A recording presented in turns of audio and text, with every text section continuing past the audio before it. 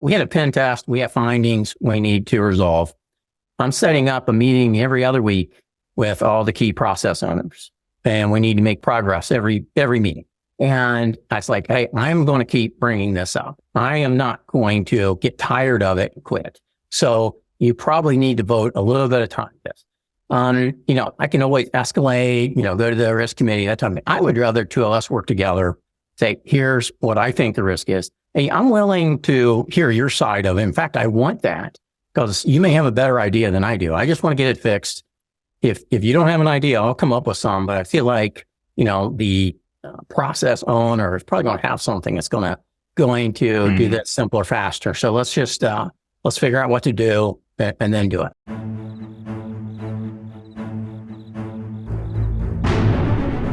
Welcome to the Risk Never Sleeps podcast, in which we learn about the people that are on the front lines delivering and protecting patient care. I'm Ed Gaudet, the host of our program, and today I am pleased to have Greg Peebles, Chief Information Security Officer for UofL in Louisville, Kentucky. Is that correct, sir? Yeah, well, it's technically UofL Health, so it's a separate entity from the university, but we certainly have close ties. So thank you, Ed, for having me part of this.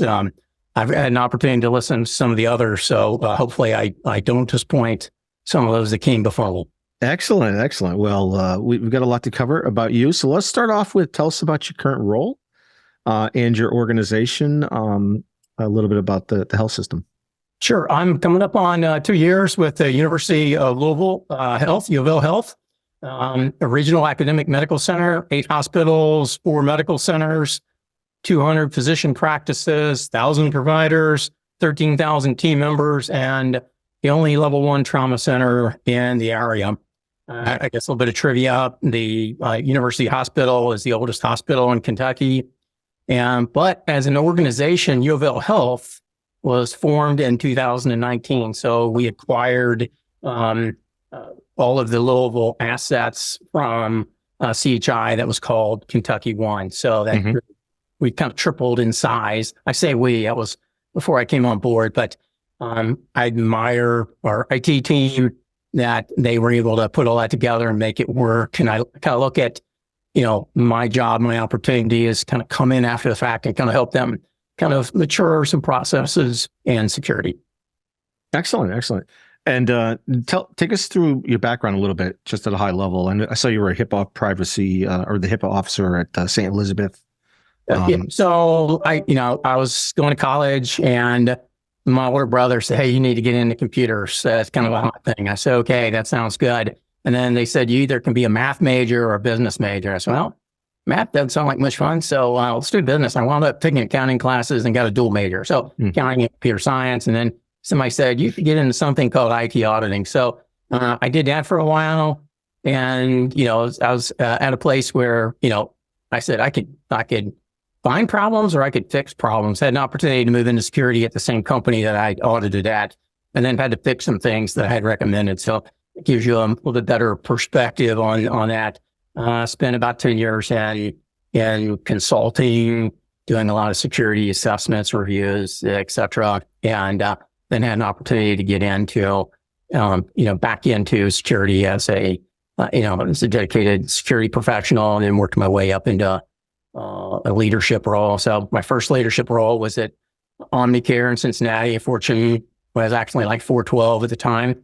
I was in that role about 7 months, just figuring out what to do. And we were acquired by CVS Health. So I like to say that Omnicare had kind of a high risk appetite. CVS had I get on the screen here, very low risk appetite. So it's kind of a good opportunity to kind of get a lot of security in Omnicare in a very short time. So did you ever get out to Rhode Island, the headquarters of CVS? A couple of times. Interesting. So I wound up taking over a couple of teams in security at that time, and they had travel freeze. So I had people reporting to me I never met in person. It's kind of awkward doing an annual review, but CVS was an interesting place. I don't know if it fit my style. We had 80 hour weeks.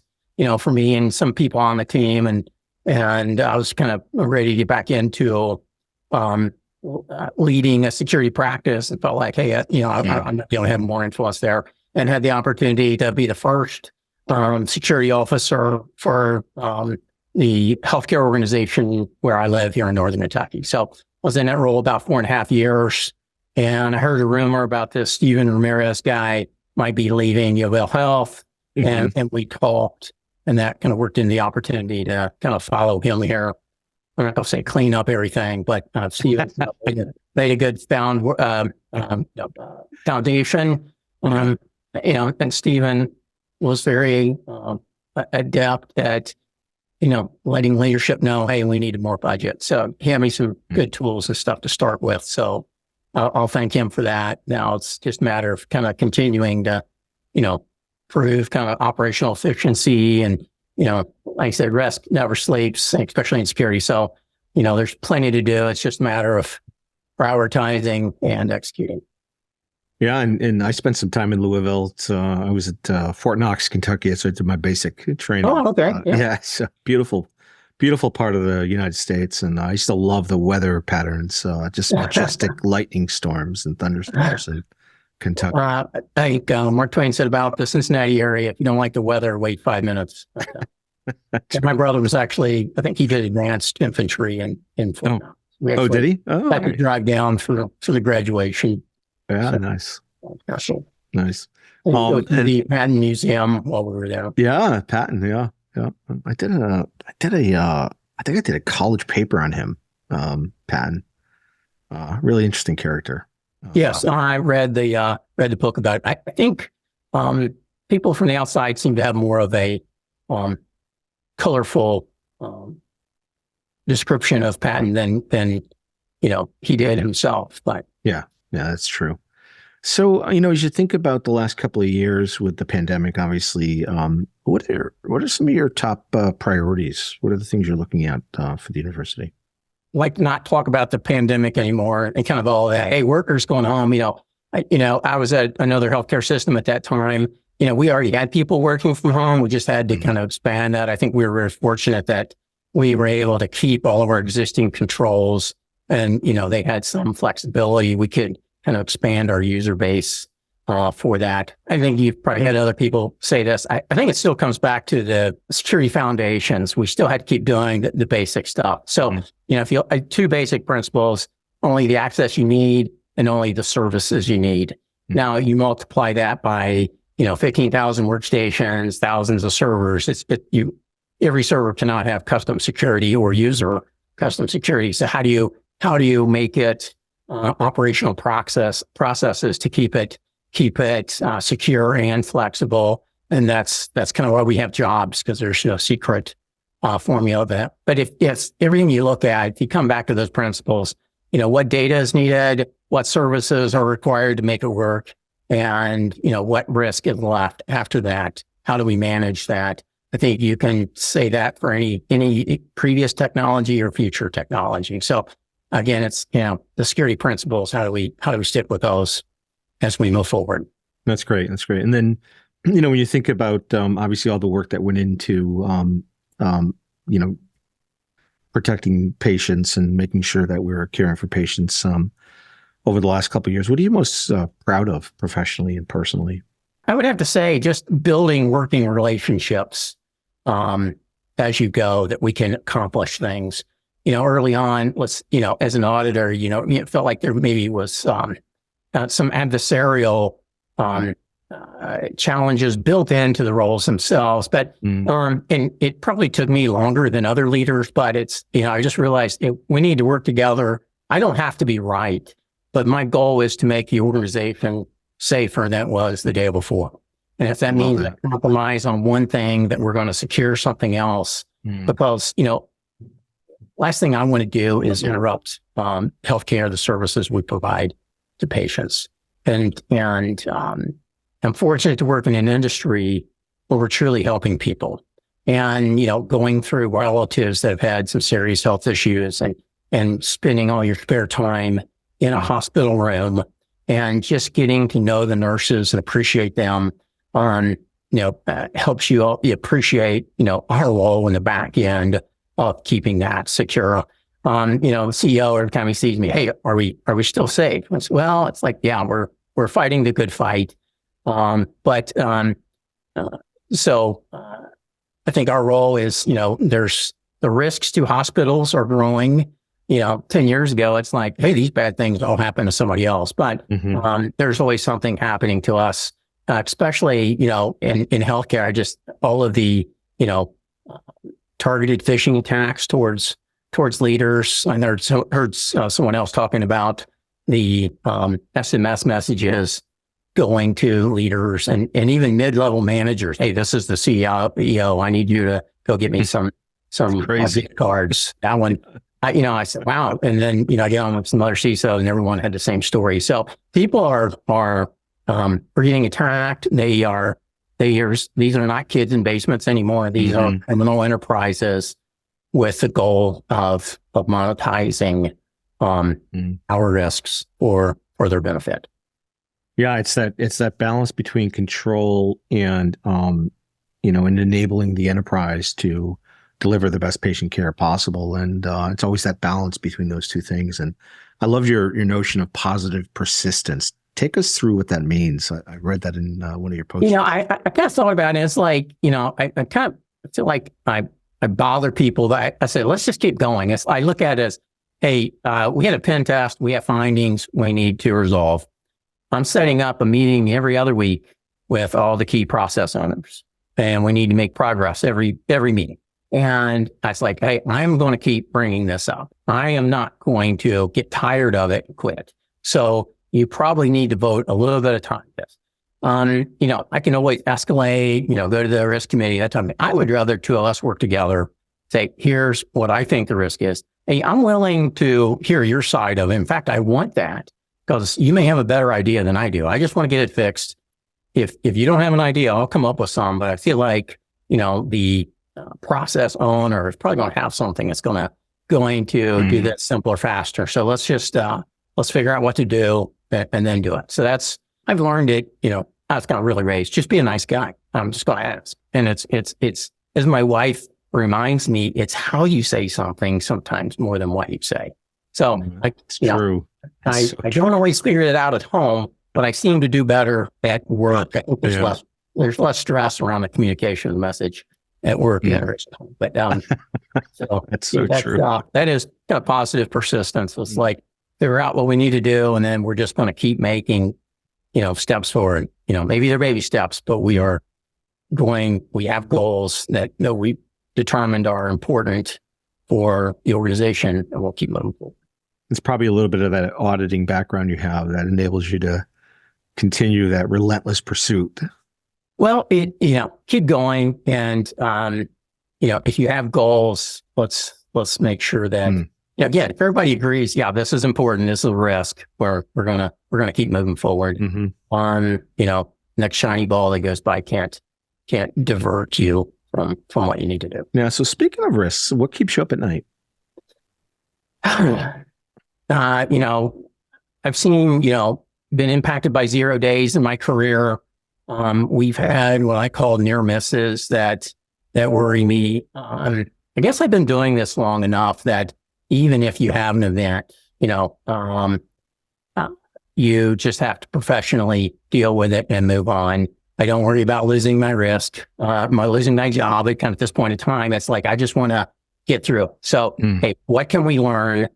Gather data, make a decision. Hey, we're taking these systems offline, or hey, we're turning off email for a while. These are things that might happen, but professionally, it's what we know we need to do. We communicate to the right people, and so even if you have one of those kind of events, is positive persistence with that as well. Just take care of it, get the right people engaged, and do what's best for the organization. Response and recovery is so much more important these days than... Well, and I like to say that you should be passionate about security, not emotional.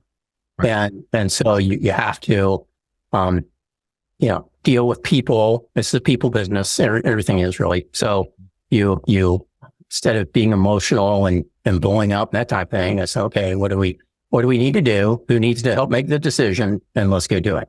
Yeah. Wise advice. So outside of healthcare and IT, what are you most passionate about? What other things would you be doing if you weren't doing this job? Wow. So back in high school, I kind of thought, hey, maybe playing professional baseball would be when I actually played a little bit in college. Yeah. I went back and played in an adult baseball league. It was a 40 and over league. I played until, quite a few years past that. I was the oldest guy on my team for a while. I loved it, but family stuff got in the way. I thought about, hey, I'd love to be a automotive engineer. My dad said, oh, I knew a guy who tried to do that, couldn't find a job. So that wound up being IT. My wife runs a food pantry, and then my job is to do whatever she tells me to do. Mm-hmm. But, I think helping those people that have food insecurity, I do that now. But if I had more spare time, I could be up there during the week, moving skids around and the stuff my wife needs help with. And then I have several grandkids that, I think I was probably too stressed out as a parent the first time to always appreciate. And so grandkids are kind of an opportunity to relive that. And it's just, it's kind of neat. Grandkids love you regardless. So as long as you give them sweet and toys and stuff. Yeah, that's good. Yeah, no, I think that is the allure of having grandkids. You get to sort of do it correctly the second time around, like you said. I just appreciate the moments. Yeah. What, if you could go back in time, what would you tell your 20-year-old self? I feel like I took the hard road. I've got a good number of certifications, but I said, if I'm going to learn something, let me get something from that.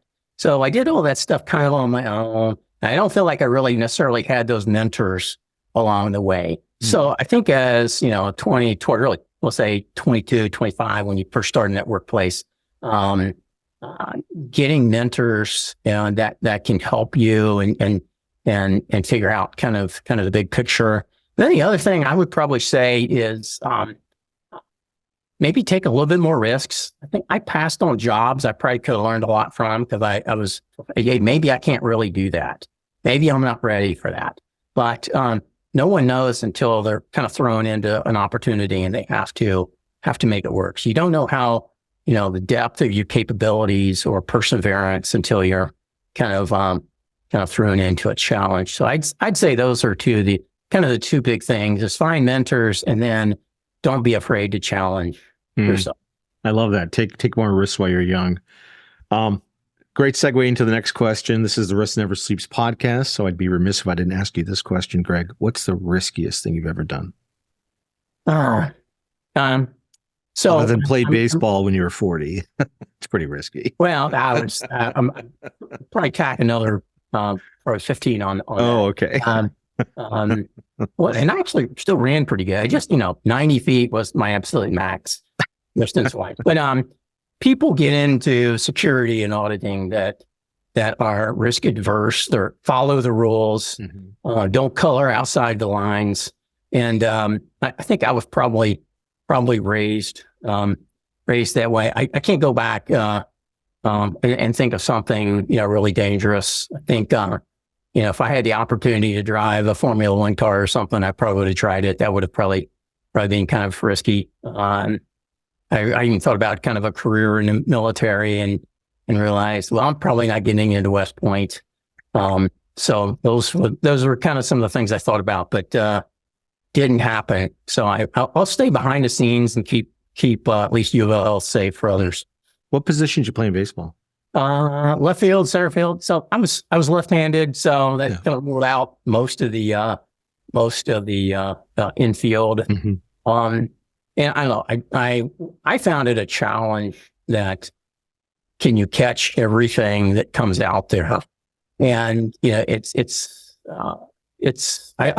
tell people playing the outfield is the sooner you can see the ball come off the bat, you know what direction to go. So it's a lot easier to turn left or right off the bat than it is to tell the distance. So if you got yourself moving, you can get closer to the right spot. So I looked at, anything that came out to the outfield was a challenge. So anyway, that's, what can you do? You look at basketball and football, those are truly team sports. In baseball, when you're at bat, it's one-on-one. When you're in the outfield and the ball's hit to you, chances are nobody's backing you up. Right. exactly. Especially in the outfield, hits it right at you. So we're right over your head. So Yeah, kind of you that's again, great. That's you awesome. your opponent. Well, that's great. So I often try to add this question in. I think you'd mentioned music at one point. If you were on a desert island, what would be the top albums you would bring with you? If you could only bring. Well, I saw the question is talked about like TV shows or something. Yeah, you could do movies too, but I usually... my canned answer is Gilligan's Island rerun. So it really had a great life. So whatever I could, technology or ideas I could pull from that, I think would help me survive. And, and then you have famous people come by and visit you on the island occasionally. So that would be. That's, I might want to think about getting Naked and Afraid. You know that show on TV? Yeah, that doesn't look much fun. No, but somehow they survive. Hardest lesson in your career? I think that comes back to it's not whether you win or lose, but is the organization better? Mm. And I don't need to feel good about winning an argument or a discussion. I just want to know if you come out of meeting with somebody or a group that we're doing something that makes the organization better. And took me a while. You've been meeting. After a meeting, you come out and you'll think, "Oh, I should have said this. I should have said that." It's like that stuff doesn't matter. I gotta feel like I'm doing the best I can, and that if that's helping someone else succeed, that's more important. Or somebody else's idea. So I like that. That's probably easier than what I was thinking. Amen. Yeah, that's really the goal. Is there's a bigger team, and you can keep expanding the layers of the onion to how that includes nurses, doctors, etc. So, we can lock down security, but we're going to have all these requests. Hey, I need this to get my job done. So it's all about the big picture, and the picture is always bigger than what you think it is. No, I love that. I love that answer. Last question. Any advice to young folks coming into the cyber world, the cyber professions, just starting out, pursuing a career maybe in tech or in healthcare? So when you think about tech, is just jump in anywhere. We've had a lot of great people that come out of, so they were part of the SOC and then they move into security operations, or they were they were on a service desk, or they were part of end user computing. You're developing skill sets. But the kind of important thing is, is it a job, or are you wanting to learn, get better? Do you have a passion? Are you willing to learn? So are you, when you go home in the evening, are you listening to a podcast or reading some article? Every time somebody mentioned a term or some tool I didn't know about, I would go research it as soon as I left. I wrote it down. Hey, go look at this. And if you got to have that level of curiosity. And then you think about security is, you're not going to do everything in security. I don't know everything. No one does. But you pick a few pieces where you're good at it. I kind of started up doing more GRC stuff. I look at it as there's people that want to dive into how does malware work. I'm more interested in how do the pieces of an organization work together to be secure? How do you influence other people? How do you use governance committees effectively to keep everybody on the same page? How do you keep one part of an organization from going rogue from a security perspective versus others that are maybe too risk adverse? So that's my interest, putting these pieces together, but everyone has to kind of find their interest. And your first job may not be the glamorous, but it's an opportunity for you to learn, just because they have you working on anything an antivirus product doesn't. If you volunteer to do something else, I don't know too many leaders, so I'm going to say, no, you can't do that. It's how are you gaining knowledge and hands-on experience? And then you can go work on some certification, buy a book and read it and something like that while you're on your, if you're working EUC, and you're studying for, Security Plus is, a step in the right direction. Embrace the curiosity and lean in. Yes. Great words of wisdom. Excellent. And this is Ed Gaudet from the Risk Never Sleeps podcast. We have been speaking with Greg Peebles, the CISO at UofL Health. If you're on the front lines protecting patient safety and delivering patient care, remember to stay vigilant because risk never sleeps.